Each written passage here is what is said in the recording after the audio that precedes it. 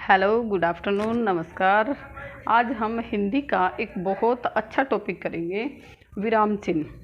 विराम चिन्ह से संबंधित क्वेश्चन जो है वो हर कंपटीशन एग्जाम में पूछा जाता है, चाहे वो रीट हो, DSSS हो, KVS हो, NVS या फिर कोई अदर कंपटीशन एग्ज़ाम। हर एक कंपटीशन एग्ज़ाम के लिए ये टॉपिक बहुत महत्वपूर्ण होगा।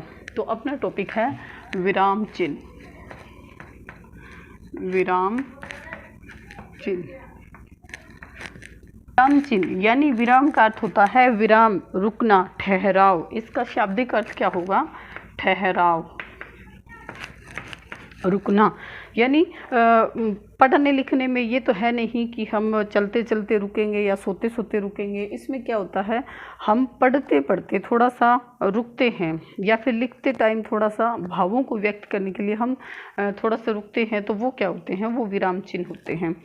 तो जैसे अपने भावों या विचारों को प्रकट करने के लिए हम जिन चिन्हों का प्रयोग करते हैं वो होते हैं विराम चिन्ह। जैसे एक वाक्य है, को मत जाने दो।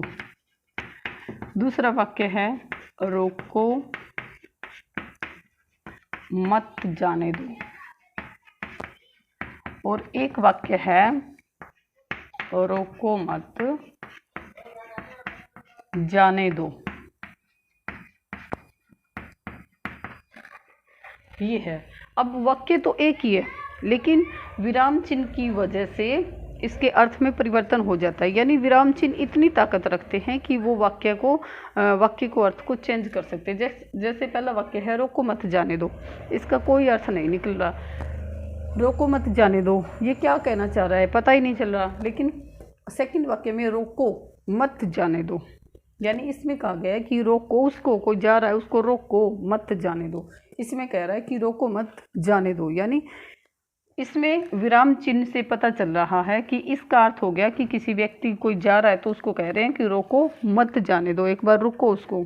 और इसमें कह दिया कि रोको मत जाने दो, जा रहा है तो जाने दो। तो इसका कोई अर्थ नहीं निकल रहा। जो विराम चिन्ह जो है वो इतनी ताकत रखते हैं कि वो अर्थ को चेंज कर सकते हैं, जैसे इस वाक्य में हमने देख लिया। अब हिंदी में कुछ सबसे ज़्यादा नंबर 1 है पूर्ण विराम। पूर्ण विराम यानी पूर्ण विराम यानी पूरा का पूरा विराम, पूरा का पूरा रुकना। जैसे सरल वाक्य है, संयुक्त वाक्य है, मिश्र वाक्य है, इसके लास्ट में लगता है वो पूर्ण विराम। जैसे मोहन पढ़ता है तो पूर्ण रूप से हम रुक गए तो उसमें पूर्ण विराम, यानी ये वाला चिन्ह। यानी पूर्ण रूप से रुकना क्या होता है? पूर्ण विराम। संयुक्त वाक्य, सरल वाक्य इनके पीछे लगता है, या सामान्य जो पूर्ण वाक्य होता है उसके पीछे पूर्ण विराम लगता है। पूर्ण यानी पूर्ण रूप से रुकना। दूसरा है, जैसे दूसरा है अर्ध विराम। अर्ध यानी आधा। अर्ध का मतलब होता है आधा, आधा रुकना। यानी अर्ध विराम का ये चिन्ह होता है, आधा रुकना। जैसे किसी व्यक्ति, वस्तु, जगह आदि के नाम को संज्ञा कहते हैं। संज्ञा कहते हैं। अब ये क्या है? कहते हैं। अब जैसे, जैसे दिख रहा है क्या ये? अब हम जैसे करके जो भी वाक्य बनाते हैं, यानी उदाहरण जहाँ देते हैं तो उससे पहले हमेशा क्या लगता है? अर्ध विराम लगता है, यानी पूर्ण रूप से नहीं रुका जाता वहाँ पे। जैसे और भी है, एक तो ये नियम हो गया इसका। दूसरा है जैसे संज्ञा है, संज्ञा के भेद, संज्ञा के भेद। अब यहाँ पे क्या लगाएंगे? यहाँ अर्ध विराम लगाएंगे। यानी एक ही समूह के अनेक रूपों का वर्णन करना, वर्गीकरण करना। जैसे संज्ञा है, संज्ञा के भेद है। सर्वनाम है, फिर सर्वनाम के भेद है। सर्वनाम, सर्वनाम के भेद, भेद। ऐसे हम अगर एक ही वर्ग के अनेक रूपों का वर्णन करते हैं तब उसमें क्या लगाते हैं? इनके अर्ध विराम लगाया जाता है। ये था अर्ध विराम। अब है तीसरा अल्प विराम। नंबर 3 है अल्प विराम। अल्प विराम, अल्प यानी थोड़ा सा, अल्प विराम यानी कोमा, जिसको हम इंग्लिश में कोमा कहते हैं। तो कोमा कहाँ लगाए जाते हैं? जहाँ एक ही मतलब सेम चीज़ें हो, वस्तुएं हो, जगह हो। जैसे एक है दिल्ली, मुंबई, कोलकाता। तो ये क्या है? ये सेम है, ये सारी जगह के नाम है। तो इनके बीच हमेशा हम अल्प विराम लगाएंगे, यानी कोमा लगाएंगे। बहुत सारे बच्चों को तो यही नहीं पता होता कि अल्प विराम होते क्या है। हम क्योंकि इसको हम कोमा बोलते हैं, तो बच्चे इसको कोमा से समझते हैं। जैसे रोटी, कपड़ा, मकान, ये क्या है? ये क्या है? ये हर किसी की आवश्यकताएं होती है। तो इनके बीच भी क्या है? हम कोमा लगाएंगे। इनके बीच भी हम क्या लगाएंगे? कोमा लगाएंगे। रोटी, कपड़ा, मकान आदि। लेकिन याद रखना है कि जब ये सीरीज चल रही है तो लास्ट वाला जो वर्ड होता है उसके बाद हम कोमा नहीं लगाएंगे, यहाँ गलत हो जाएगी। तो यानी 5, 7, 10 जितने भी वर्ड है उनके बाद हम कोमा लगाएंगे, अल्प विराम लगाएंगे, लेकिन लास्ट के साथ नहीं लगाएंगे। ये था अल्प विराम। आगे है नंबर 4 है प्रश्न सूचक। प्रश्न सूचक, प्रश्न यानी क्वेश्चन मार्क होता है, हम सभी को पता है, जिसमें क्या, कब, कहाँ, कैसे करके क्वेश्चन किया जाता है, वहाँ पे क्वेश्चन मार्क लगाया जाता है। जैसे क्या मोहन ने खाना खाया, तो क्या लग गया, तो इसमें क्वेश्चन पूछा गया है। क्वेश्चन पूछा गया है तो मतलब इसमें क्वेश्चन मार्क हो गया। विस्मय यानी विस्मय सूचक, यानी आश्चर्य वाला, या इसमें विस्मय और जो संबोधन सूचक चिन्ह होते हैं वो सेम ही होते हैं। ये होता है एक्सक्लेमेटरी, ऐसे पहले पूर्ण विराम के नीचे थोड़ा सा बिंदु। तो ये क्या हो गया? विस्मय सूचक, या इसको संबोधन भी बोलते हैं, संबोधन सूचक चिन्ह भी बोलते हैं, इसी को कहते हैं। जैसे आहा, ये शब्द आते हैं इसमें, आहा, ओहो, ओ, ये शब्द क्या होते हैं? ये एक्सक्लेमेटरी होता है, ये इसमें लगा होता है। और ये कुछ नंबर 6 है उदाहरण चिन्ह। उदाहरण चिन्ह, उदाहरण चिन्ह कौन से होते हैं? उदाहरण चिन्ह यानी एक तो सिंगल होता है ऐसे, अब और एक होता है डबल ऐसे।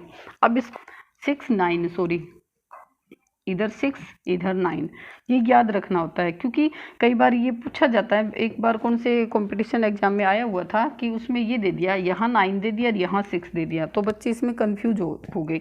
तो ये याद रखना है 6, 9 और डबल हो जाता है तो उसमें डबल में 6, 9।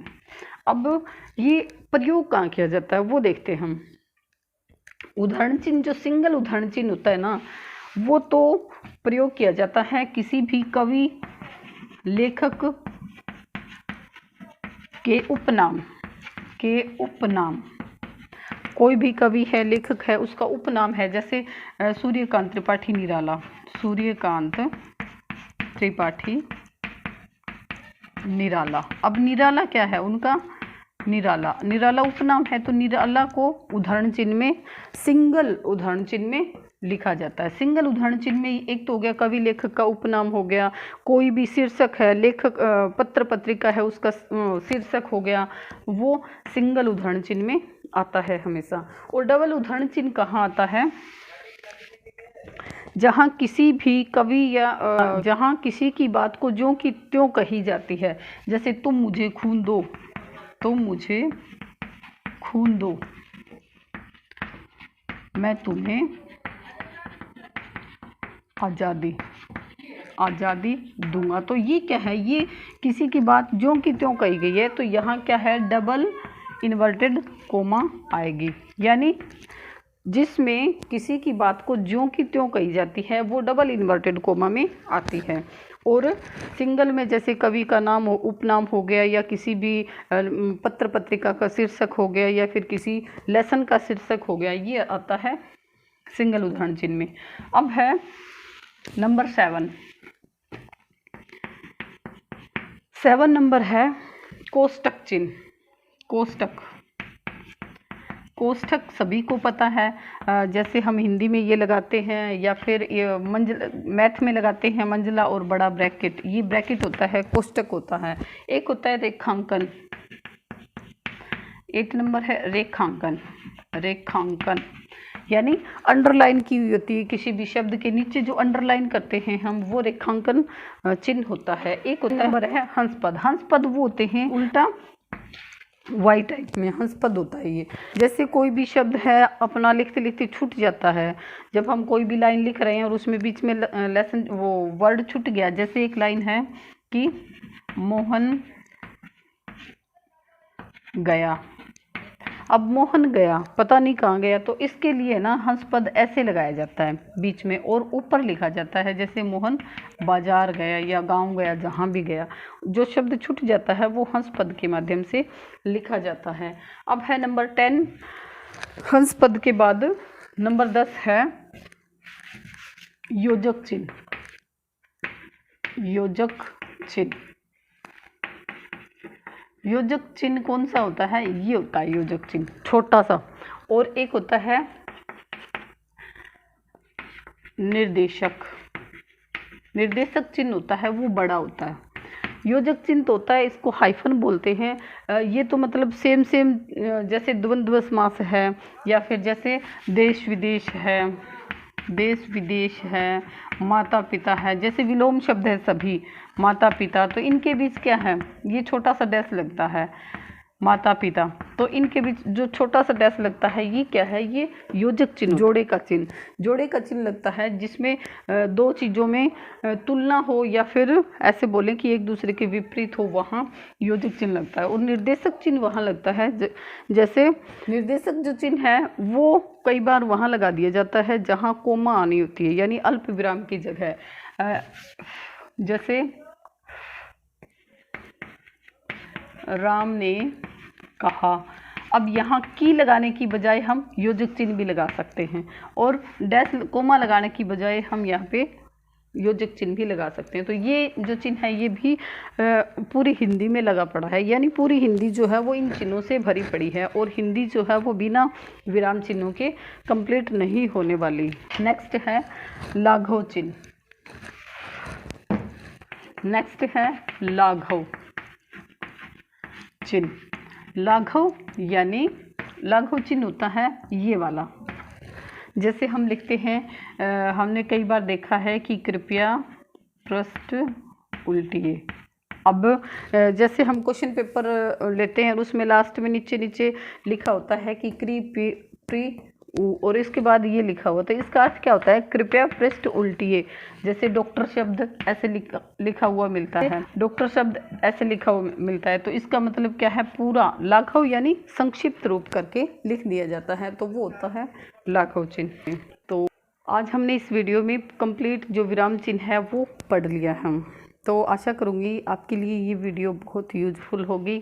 मेरी वीडियो को लाइक, कमेंट एंड शेयर ज़रूर करें। Thanks, have a good day.